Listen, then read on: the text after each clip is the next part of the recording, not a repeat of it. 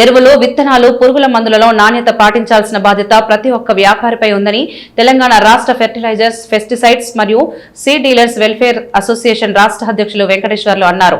వరంగల్ నగరంలోని శివనగర్లోని fertilisers association కార్యాలయంలో నూతనంగా ఎన్నుకోబడ్డ రాష్ట్ర కమిటీకి సన్మాన కార్యక్రమం ఏర్పాటు చేశారు. ప్రతి వ్యాపారి విత్తన నాణ్యతను చూసిన తర్వాతే రైతులను విక్రయించాలని, మార్కెట్లో కల్తీ లేని పురుగుల మందులు అమ్మకుండా ప్రతి ఒక్కరు బాధ్యత వహించాలని, కొంతమంది యూట్యూబర్స్ తమ ఛానల్లో ఇష్టం వచ్చినట్లు ప్రచారాలు చేస్తూ రైతులను అయోమయానికి గురి చేస్తున్నారని, వాటిని నియంత్రించాల్సిన అవసరం ప్రతి వ్యాపారిపై ఉందని, రైతు శ్రేయస్సు మన కర్తవ్యం భావించి రైతులను నాణ్యమైన ఎరువులు, పురుగు మందులు అందించాలని వెంకటేశ్వర్లు అన్నారు.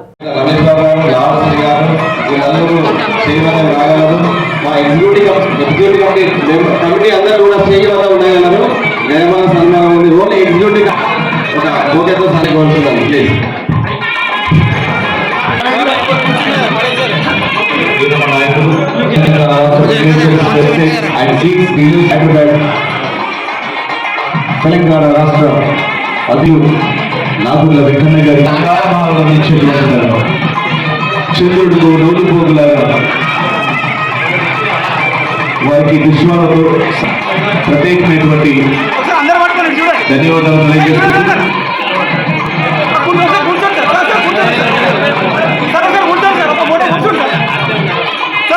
అందరూ ఒకసారి కొంచెం గట్టిగా చప్పట్లతో మీ అందరి అభినందనలు కూడా అందించవలసిందిగా కోరుతున్నాం.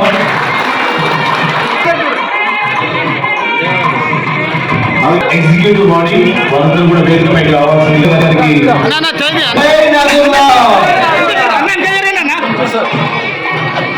మా అందరి చిరకాల స్వప్నం అందరి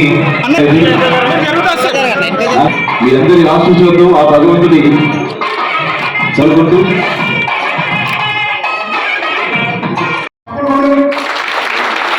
అంటే నేను ఎందుకంటే ఉదాహరణ చెప్తాను.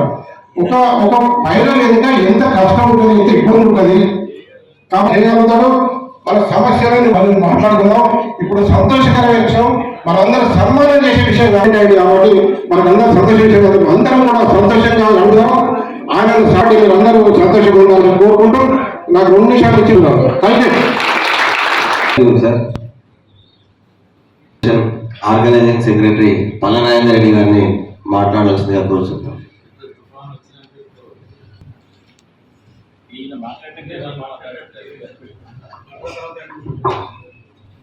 తెలంగాణ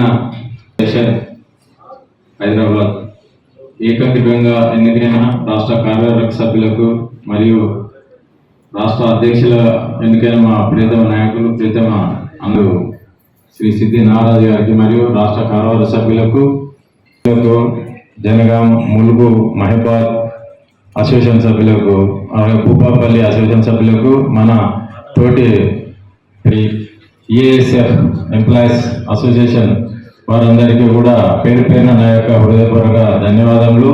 స్వాగత శుభం. బ్యాకెట్ వర్క్ చేసుకుంటూ ఉండేది, మాట్లాడాలంటే కొంచెం అన్నగారి గురించి మాట్లాడాలి.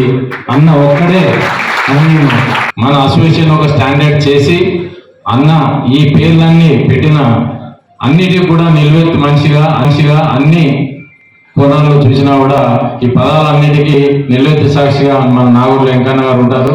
దానికి నిదర్శనమే మన అసోసియేషన్ బిల్డింగ్ అని చూడలేదు. నేనైతే మన ఖండం గారు ప్రపంచం ద్వారా ఎన్నికైన తర్వాత ఇంకొకటి చెప్పాడు. అట్లా 2011 నుండి ఇప్పటి వరకు కూడా ప్రతిరోజు ఎక్కువసేపు ఇక్కడే ఉండి మనలు అక్కడ ఇక్కడే ఉండి అక్కడ పని వాళ్ళ పెట్టి ఇక్కడికి వచ్చి ప్రతిదీ చిన్న పండగ.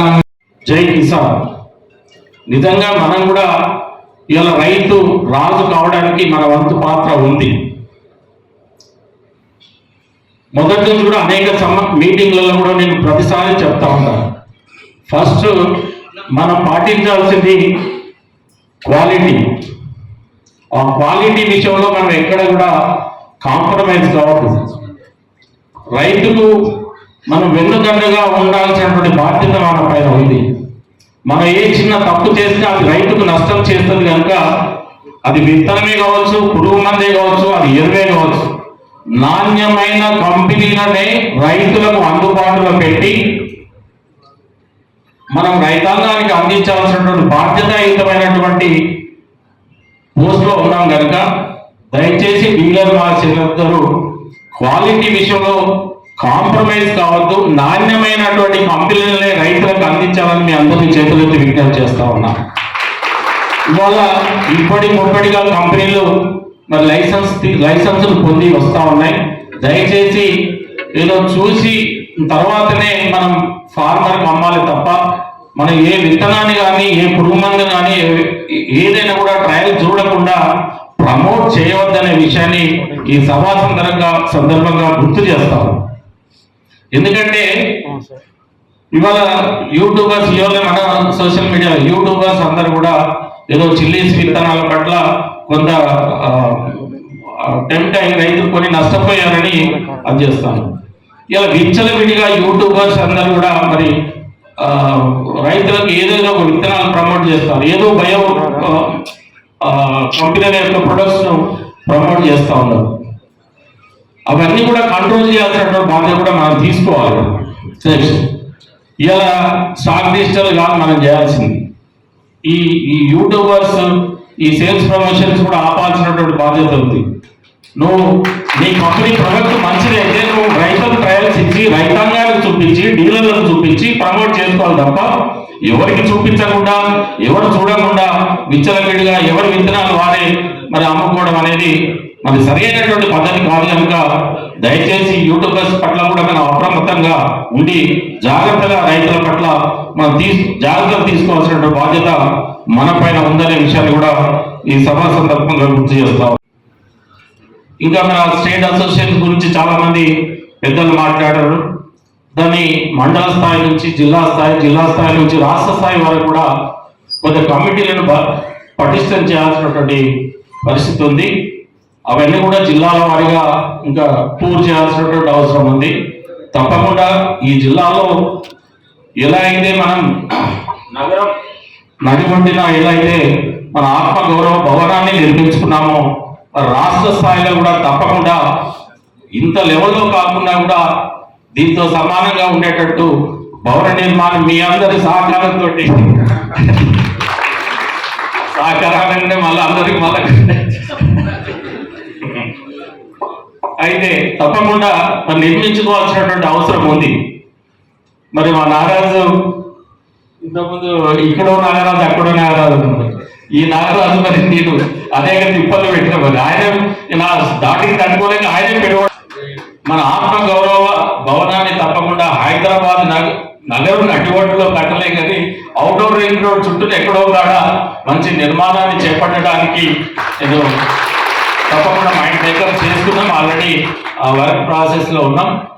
అంటే ఇంతకుముందు నర్సన మరి తెలిసి చెప్పుడో తెలియదు చెప్పిండో కానీ అక్కడ ఎవరైనా హైదరాబాద్ వరంగల్ చుట్టుపక్కల ఎవరు పోయినా హైదరాబాద్ లో ఉండేటట్టు చేయాలనే ఒక సంకల్పంతో ఒక మాట అన్నాడు. నిజానికి కూడా మేము అనుకున్నాం ఎవరైనా వచ్చినా కూడా ఒక రెస్ట్ తీసుకోవడానికి కొన్ని రూమ్స్ ఇవ్వాలనేది ఒకటి ప్లాన్. అంటే ఎగ్జిక్యూటివ్ బాడీ పెట్టాలని కూడా వాళ్ళు 200 కిలోమీటర్ల నుంచి వస్తారు కనుక కొంత ఏర్పాటు చేయాలనేది కూడా ఒక మాట అనుకోవడం జరిగింది. తప్పకుండా మీ అందరి యొక్క సహకారం మీ అందరి యొక్క సూచనలతోటి తప్పకుండా స్టేట్ అసోసియేషన్ యొక్క నిర్మాణాన్ని బిల్డింగ్ ని తప్పకుండా నెరవేర్స్తామని తెలియజేస్తూ సెలవు తీసుకుంటాం.